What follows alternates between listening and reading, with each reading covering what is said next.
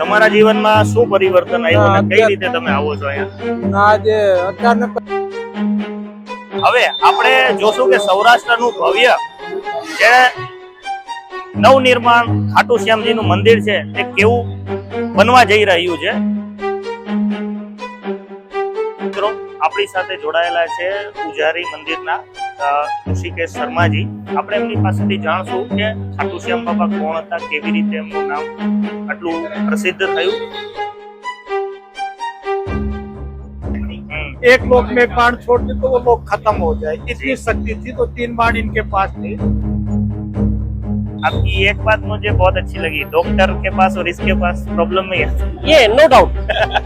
आज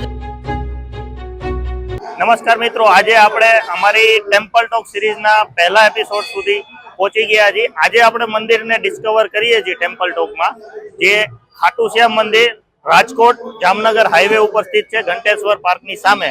તો આવો આજે આપણે આની મુલાકાત લઈએ અને નવી વસ્તુ જાણીએ, નવા મંદિરને ડિસ્ક્રાઇબ કરીએ.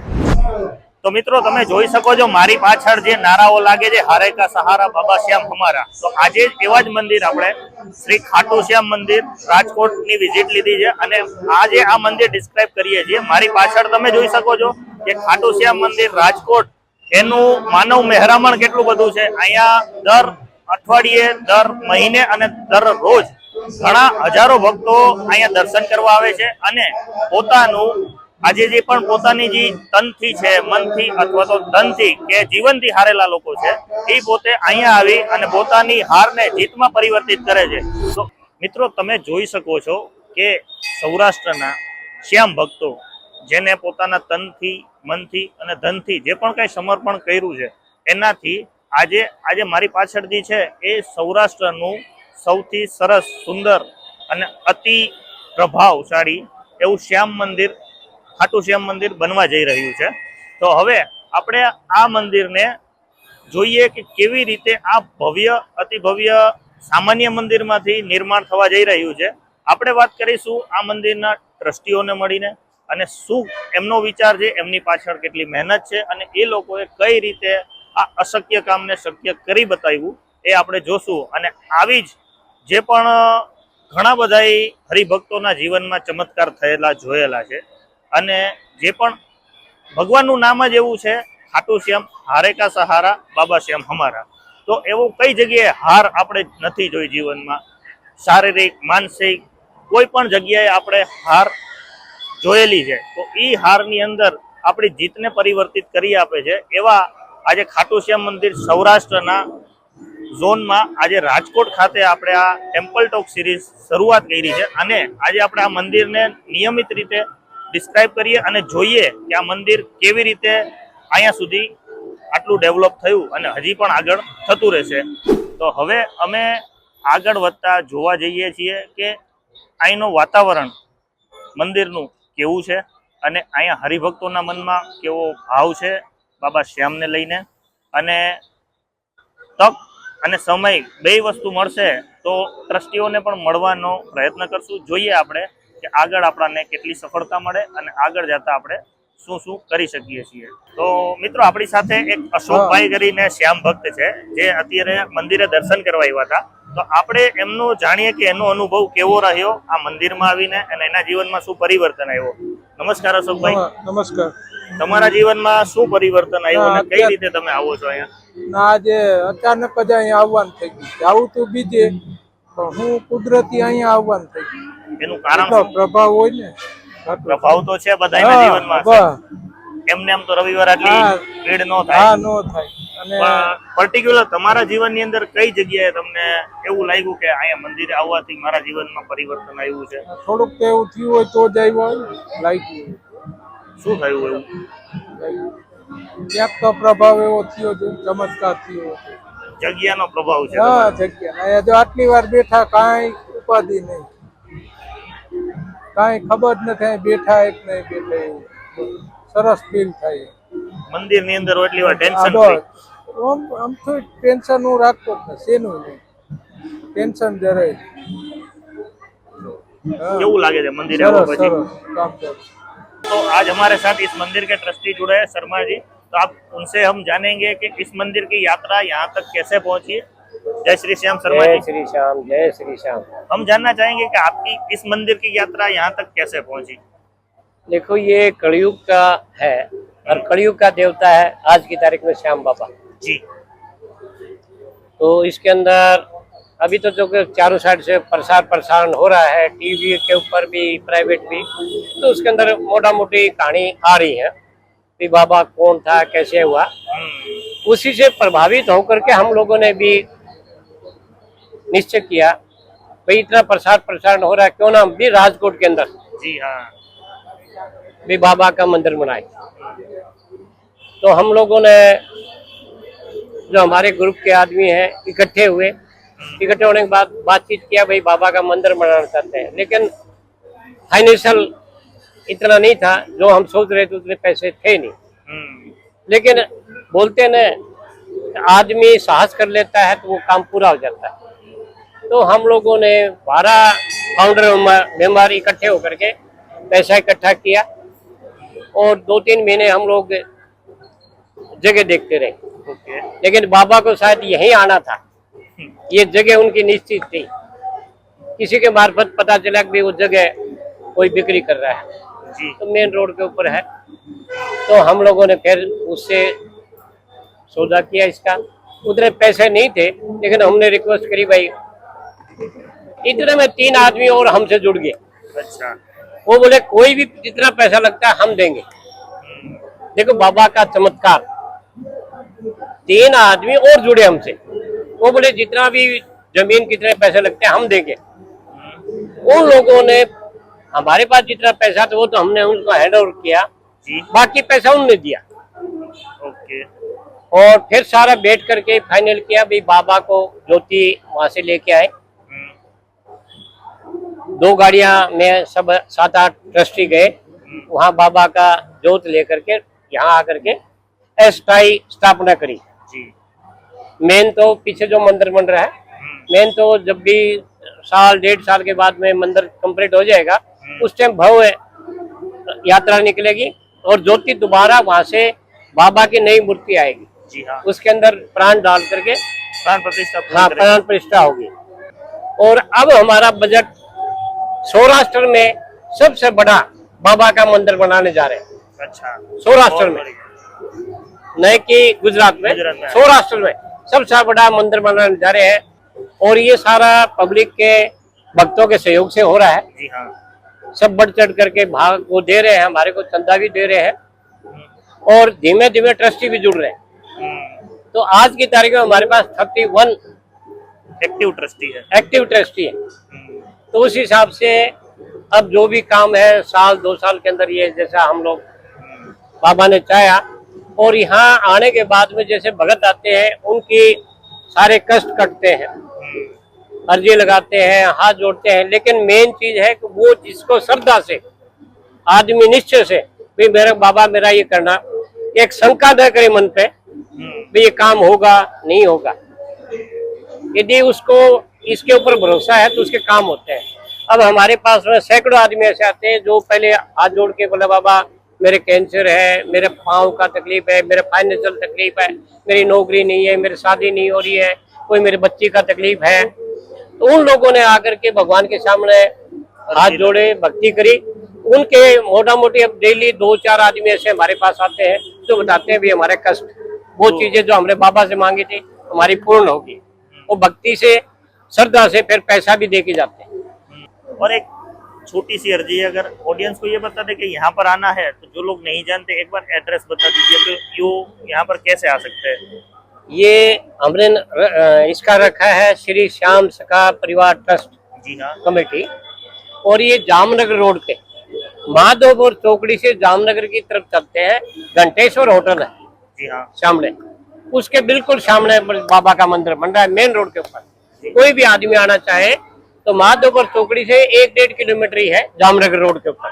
सैनिक, इस सोसाइटी का नाम है सैनिक सोसाइटी। अच्छा। मैं रिटायर, इसके अंदर पहले सारे सैनिक है, कोई में आर्मी वाला है, कोई पुलिस वाला है, उनको अलॉट किया था गवर्नमेंट ने, तो वो रहते हैं पीछे। तो इसका नाम सैनिक सोसाइटी, श्री श्याम सखा मंदिर, सैनिक सोसाइटी, घंटेश्वर होटल के सामने और जामनगर रोड पे।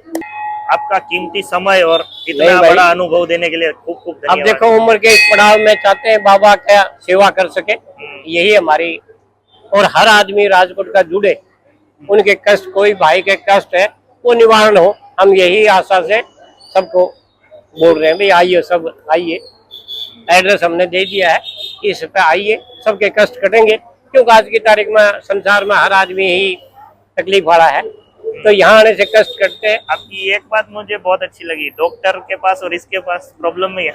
ये नो डाउट। आज आदमी को देखिए स्वस्थ होता है वो घूमने नहीं जाता है, स्वस्थ होता है वो डॉक्टर के पास नहीं जाता है, वो सिर्फ मस्ती के अंदर जाता है। लेकिन कष्ट वाले आदमी और जो डॉक्टर के बुलाए वो आदमी दो ही जगह जाते हैं, या तो भगवान की शरण में या डॉक्टर की शरण में। जी। तो ये सोचो आज एक संसारिक आदमी में जिसके कष्ट होते हैं वो भगवान के पास आता है, शारीरिक कष्ट होती है डॉक्टर के पास आता है। तो हम कहते हैं भाई जो भी आएगा तो बाबा उसका कष्ट निवारण जरूर करेगा, लेकिन मन में निश्चय होना चाहिए भाई बाबा मैं तो आपके शरण में आया हूँ। नमस्कार मित्रों, आज हमारे साथ अजय पाल जी जुड़े हुए हैं पाठक साथ। आज हम जानेंगे इनके एक्सपीरियंस, इनके लाइफ में बाबा श्याम ने क्या रोल प्ले किया है। तो नमस्कार, जय श्री नमस्कार श्याम। सर, जय श्री श्याम। सबसे पहले आप सभी को, सभी भक्तगणों को और आपके सभी दर्शकों को जय श्री श्याम। जय श्री श्याम। एंड मैं मेरा अनुभव आपको ये बताना चाहूँगा कि मैं श्याम बाबा से मैं मेरे जन्म से ही जुड़ा हुआ हूँ। अच्छा। हाँ, और मैं राजकोट में यार पिछले 15 ईयर से हूँ, और राजकोट में आने के बाद भी मैं श्याम बाबा से कंटिन्यूअसली जुड़ा हुआ ही हूँ। ये तो श्याम बाबा को उनका प्रभाव है मेरे जीवन में, मैंने बहुत ही निकटता से, बहुत क्लोजली महसूस किया है हमेशा। और जैसे कि बोला जाता है, हरे का सारा बाबा श्याम हमारा। कारण ये कि हर किसी के जीवन में कठिन समय आता है, विपरीत परिस्थिति आती है, तो श्याम बाबा के जब आप दर्शन करते हैं तो आप उन विपरीत परिस्थितियों से उनसे मुकाबला करने के लिए, उनको ओवरकम करने के लिए बाबा आपको एक अंतर्दृष्टि देता है, एक इच्छा शक्ति देता है, और सही समय पर आपको सही एक्शन लेने के लिए प्रेरणा देता है। और जब आप उस दिशा में आगे बढ़ते हैं तो आपको निश्चित रूप से वो सफलता मिलती है। और जब आप बाबा से कोई भी मनोकामना मांगते हैं तो जो समय सीमा में आप वो मनोकामना मांगते हैं वो समय सीमा में वो मनोकामना पूर्ण होती है। મિત્રો આપણી સાથે જોડાયેલા છે પૂજારી મંદિરના ઋષિકેશ શર્માજી। આપણે એમની પાસેથી જાણશું કે ખાટુ શ્યામ બાબા કોણ હતા, કેવી રીતે એમનું નામ આટલું પ્રસિદ્ધ થયું। ये महाभारत हुआ था, उसमें 5 पांडव थे। पांडव में भीम सबसे शक्तिशाली था। भीम के अंदर 100 हाथियों जितना बल अकेले में था। तो भीम के लड़का हुआ घटोत्कच। जी हाँ। घटोत्कच के लड़का हुआ बर्बरी। बर्बरी। घटोत्कच भी बहुत विशाल शरीर प्राप्त किया था भगवान कृष्ण की दया से। घटोत्कच के लड़के हुए बर्बरी। बर्बरी भी 14 साल की आयु थी। अपनी माँ दुर्गा और भोलेनाथ की प्रार्थना और भक्ति ऐसी की कि इनको 3 बाण प्राप्त मिले वरदान के अंदर में। 3 बाण ऐसे थे, विश्व के अंदर 3 ही लोक है, एक लोक में एक बाण छोड़ दे तो वो लोक खत्म हो जाए, इतनी शक्ति थी। तो 3 बाण इनके पास थे। वो बोले मैं आपको 2 वचन देता हूँ। पहला वचन दिया कि आपसे कोई भी कुछ मांगे तो आप ना नहीं करोगे, कुछ भी मांगे। तो इन्होंने बोल दिया ठीक है, मैं किसी को भी मना नहीं करूंगा। तो दूसरा वचन बोले कि तुम युद्ध के अंदर में उस साइड लड़ना है जो हारे, जीत के पक्ष से नहीं लड़ना है, जो हारे उसी के साथ खड़ा होना है। ये वचन भी दे दिया। बर्बरी इस कलयुग के आने के लिए, इस संसार के कल्याण के लिए आप मेरे को 3 योद्धा में से एक शिष्य, एक तो भगवान कृष्ण का हो, एक अर्जुन का हो, एक बर्बरी तुम्हारा हो। भगवान कृष्ण को युद्ध रचना है, अर्जुन को युद्ध लड़ना है, बचे बर्बरी तुम। तो तुम अपना शिष्य दान में दो। जैसे ब्राह्मण के रूप में बोले तो बर्बरी भी सामने समझ गया मेरा शिष्य को दान में मांग सकता है तो ये कोई साधारण ब्राह्मण नहीं होगा। तो उन्होंने भी हाथ जोड़ के बोले हे ब्राह्मण देवता, अपना असली रूप दिखाइए, मैं आपको वचन देता हूँ मैं मेरा शिष्य दान में दूंगा। जैसे कृष्ण भगवान ने अपना विराट रूप दिखाया तो बर्बरी हाथ जोड़ के खड़ा हो गया। तो भगवान आप नहीं मेरा शिष्य मांग रहे हो, तो निकाली तलवार दिया, भगवान के चरणों में छोड़ दिया। जैसे भगवान के चरणों में शीश है, भगवान शीश को अमृत पिला दिया। अमृत पिला दिया तो शीश मुख से बोलना देखना सब चालू हो गया। खाली धड़ नहीं रहा नीचे का, बाकी का सारा शीश देख रहा था। तो भगवान बर्बरी से पूछे कि तुम्हारी आखिरी इच्छा क्या है। वो बोले मैं युद्ध लड़ने आया था, लड़ तो नहीं सका लेकिन युद्ध देखना देखना चाहता चाहता हूँ। तो भगवान बोले तुम इस युद्ध का एक ही साक्षी होगा, मैं आपको पर्वत की चोटी पे रख देता है वहां पे, तो वहां से रखने के बाद में भगवान कृष्ण उनको रख देते हैं, तो पूरा युद्ध महाभारत का क्या हुआ क्या न सारा बर्बरी को पता था। जैसे युद्ध खत्म हुआ तो पांचों पांडव आपस के अंदर, पांडव युद्ध जीत गए थे तो पांडव आपस में, अर्जुन बोलता है मैंने युद्ध जिताया, भीम बोलता है मैंने युद्ध जिताया, कर्ण बोलता है मैंने युद्ध जिताया, मतलब सब आपस में पांचों भाई झगड़ रहे थे। तो बोले इसका फैसला कौन करे, बोला ये इसका फैसला मुरली वाला कृष्ण करेगा। कृष्ण भगवान के पास ये लोग गए कि हे प्रभु बताओ हमें से ये युद्ध कौन जिताया। कृष्ण भगवान बोला मैं तो तुम्हारा रथ चला रहा था, हमको क्या पता कौन किसने क्या जिताया, इसका साक्षी एक है जहाँ मैं बर्बरी वहां पे है, उसके पास चलो अपन, वो अपने को इसको बताएगा इस युद्ध में किसने क्या किया। जैसे ये लोग सब बर्बरी के पास गए, हाथ जोड़ के कृष्ण भगवान आवाज है बर्बरी बताओ इस युद्ध में किसने क्या किया था। तब बर्बरी बोला कि हे पांचों पांडव किस चीज का अभिमान करते हो, कौन अर्जुन कौन भीम कौन तो युधिष्ठिर, ये सब का नाम लेके उनको आवाज देते हैं। उसका आवाज देने के बाद में बोला कि इस युद्ध में एक ही योद्धा था, बाण चलाने वाला भी कृष्ण था और बाण खाने वाला भी कृष्ण था। ऐसी बात बर्बरी के मुख से भगवान कृष्ण सुने तो वो खुश हो गए, बोले हे बर्बरी तू, तेरे को अब भगवान कृष्ण उसको वरदान देते हैं कि मेरा नाम श्याम है, आने वाले कलयुग में तेरी पूजा होगी मेरे नाम से। तो नाम श्याम उनका जब पड़ा। खाटू गांव, वहाँ एक गांव है, उसमें एरिया, वहाँ जमीन के अंदर भगवान कृष्ण के बर्बरी का शीश जमीन से निकला था। वहाँ एक गाय जाती थी, रोज वहाँ दूध निकलता था, गाय का दूध वहाँ गिरते, गांव वालों ने खुदाई किया तो उसमें शीश निकला और राजा के वहाँ दरबार में ले गए। तो राजा को भगवान कृष्ण रात सपने में बोले कि इसका शीश का मंदिर का निर्माण कराओ, तो वहाँ वो खाटू गांव में निर्माण हुआ, इसलिए खाटू श्याम। जय श्री श्याम। આજે આપણો ટેમ્પલ ટોક સિરીઝનો આ પહેલો વિડીયો છે। આવા ને આવા જ રહસ્યમય મંદિરો, એના રહસ્યમય સિદ્ધાંતો, એના ચમત્કારો અને એવા વ્યક્તિઓ જે પણ કોઈ છે એને મળવા માટે આ ચેનલ અને આ સિરીઝમાં જોડાયેલા રહો, જેથી કરીને અમે નવા ને નવા મંદિરો, પૌરાણિક મંદિરો, ચમત્કારિક મંદિરો અને ટેમ્પલ ટોકની અંદર નવા વસ્તુ શૂટ કરી શકીએ અને તમારી સુધી પહોંચાડી શકીએ।